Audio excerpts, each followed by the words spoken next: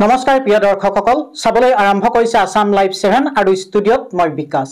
প্ৰিয় দৰ্শকসকল, আমগুৰিৰ পৰা নামটিৰ এই পথছোৱাত যদি আপোনালোক অহা যোৱা কৰিছে তেনেহলে চাৰিঙীয়া পুখুৰীৰ যিটো কেকুৰিটোৰ ওচৰত আপুনি সাৱধান।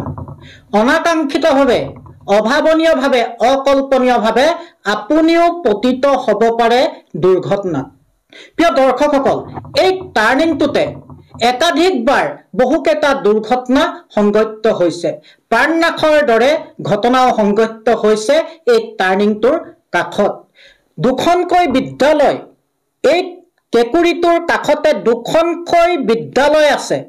কণ কণ ছাত্ৰ ছাত্ৰীৰ পৰা কলেজীয়া ছাত্ৰ ছাত্ৰীলৈকে এই কেকুৰিটোৰ আশে পাশে অহা যোৱা কৰে। এই কেকুৰিটোক কেন্দ্ৰ কৰি এটা স্পীড ব্ৰেকাৰৰ দাবী এই চুবুৰীবাসীৰ দীৰ্ঘদিনীয়া। কিন্তু এই চুবুৰীবাসীৰ এই দীৰ্ঘদিনীয়া দাবীটোৰ প্ৰতি কাণসাৰ নাই, গুৰুত্ব নাই লোক নিৰ্মাণ বিভাগৰ। লোক নিৰ্মাণ বিভাগৰ নাজিৰা শিৱসাগৰ টেৰিটৰিয়েল ডিভিজনৰ এই বিষয়াসকলৰ এই কাণ্ডজ্ঞানহীনতা, এই জনদায়বদ্ধতাহীনতাৰ বাবে স্থানীয় ৰাইজে একে মুখে ধিক্কাৰ দিছে এই বিষয়াসকলক। পুনৰ দুৰ্ঘটনা হৈছে, প্ৰাণনাশৰ দৰে ঘটনা হৈছে, তাৰ পিছতো কিন্তু গা লৰা নাই লোক নিৰ্মাণ বিভাগৰ এই বিষয়াসকলৰ। কেতিয়া কাণসাৰ দিব এই লোক নিৰ্মাণ বিভাগৰ বিষয়াসকলে? জনতাৰ স্বাৰ্থ, জনতাৰ দাবী এওঁলোকৰ বাবে গুৰুত্বহীন, এওঁলোকৰ বাবে শূন্য। কিমানে হেৰুৱাব লাগিব জীৱন, কিমানে আঘাতপ্ৰাপ্ত হ'ব লাগিব, তাৰ পাছত লোক নিৰ্মাণ বিভাগৰ দৃষ্টি পৰিব এই কেকুৰিটোৰ প্ৰতি।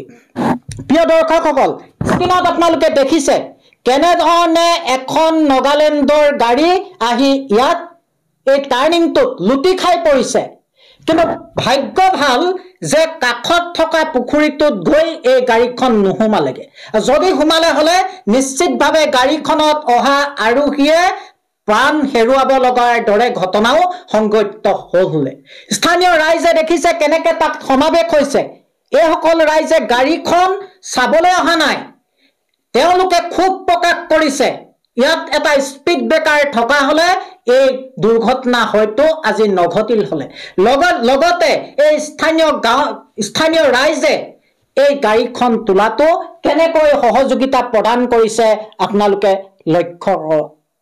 আপোনালোকে চাওক এখেতসকলৰ দায়বদ্ধতা আৰু তাৰ বিপৰীতে লোক নিৰ্মাণ বিভাগৰ বিষয়াসকলৰ উদাসীনতা, তেওঁলোকৰ দায়বদ্ধহীনতা, তেওঁলোকৰ কাণ্ডজ্ঞানহীনতা। ইয়াৰ পিছতো লোক নিৰ্মাণ বিভাগৰ বিষয়াসকলৰ দৃষ্টি পৰিবনে চাৰিঙীয়া পুখুৰীৰ এই কেকুৰিটোৰ প্ৰতি? কেতিয়া নিৰ্মাণ কৰিব স্পীড ব্ৰেকাৰ? চাওঁ আহক সবিশেষ। নমস্কাৰ। আমাৰ এডোখৰ চাৰিঙীয়াপুখুৰী খনিগড় গাঁও, ইতিমধ্যে আমাৰ এটা ভয়ংকৰ এক্সিডেণ্ট ইতিমধ্যে হৈ গৈছে। ভাগ্য ভাল আছিল গাড়ীখনে গছজোপাত নামাৰিলে। এনেকুৱা ধৰণৰ এক্সিডেণ্ট আমাৰ এডোখৰ পূৰ্বৰ পৰা হৈ আহিছে। আগতে ৰাস্তাটো যেতিয়া বনোৱা আগতে আমাৰ ধুনীয়া দুটা স্পীড ব্ৰেকাৰ আছিলে, তেতিয়া আমাৰ এক্সিডেণ্টবিলাক হ্ৰাস পাইছিল। কিন্তু এই ৰাস্তাটো বনোৱাৰ পিছত কোনো ধৰণে স্পীড ব্ৰেকাৰ নোহোৱাৰ বাবে ইয়াত ঘটনা এক্সিডেণ্ট ইটোৰ পাছত ইটো এক্সিডেণ্ট হ'বলৈ লৈছে। আজি 15-20 দিনৰ আগত এগৰাকী মহিলাক ৰাতি এখন গাড়ীয়ে মহতিয়াই থৈ গুচি গ'ল, যাৰ মহিলাটো স্পট ডেড হৈছে। আৰু এটা তেওঁৰ নাতিনীয়েকে লগত আছিলে, তেওঁ খুব গুৰুতৰভাৱে আঘাতপ্ৰাপ্ত হৈছিল। আৰু আজি এয়া পুনৰাবৃত্তি ঘটিছে। আমি বাৰম্বাৰ অনুৰোধ কৰি আছো বিভাগ কৰ্তৃপক্ষক, আমি ৰাস্তাটো বনাওঁতেও কৈছোঁ এতিয়া দুটা স্পীড ব্ৰেকাৰ ব্যৱস্থা কৰক। কিন্তু তেওঁলোকে ক'লে যে এইটো DC পাৰ্মিশ্যন নহ'লে আমি স্পীড ব্ৰেকাৰ দিব নোৱাৰোঁ। কিন্তু আগতে DC পাৰ্মিশ্যন নোহোৱা স্পীড ব্ৰেকাৰ দুটা আছিলে, আৰু সেইকেইটা আপুনি ভিত্তি কৰি স্পীড ব্ৰেকাৰ তেওঁলোকে দি যাব পাৰে। কিন্তু PWD বিভাগৰ কাৰে নাজানো গাফিলতিৰ বাবে আজি এই এনেকৈ ইয়াত বিভিন্ন ধৰণৰ এক্সিডেণ্ট হৈ আছে।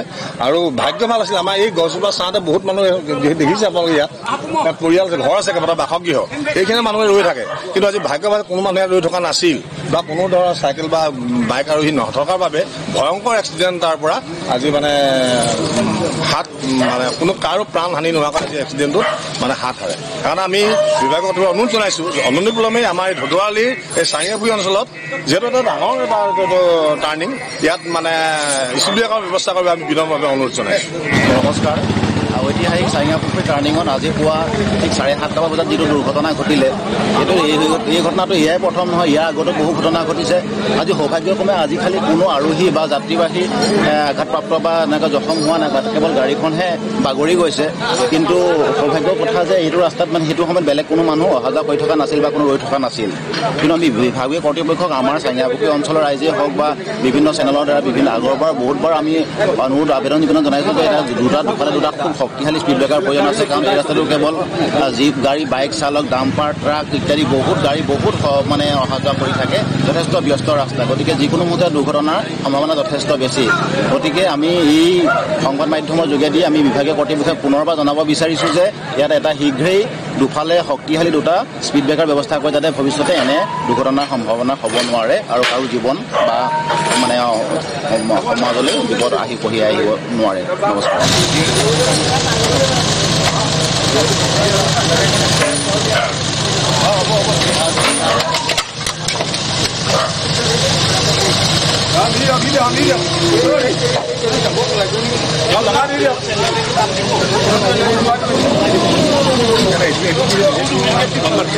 এইবোৰ এতিয়া চফা কৰিব কোনে এতিয়া?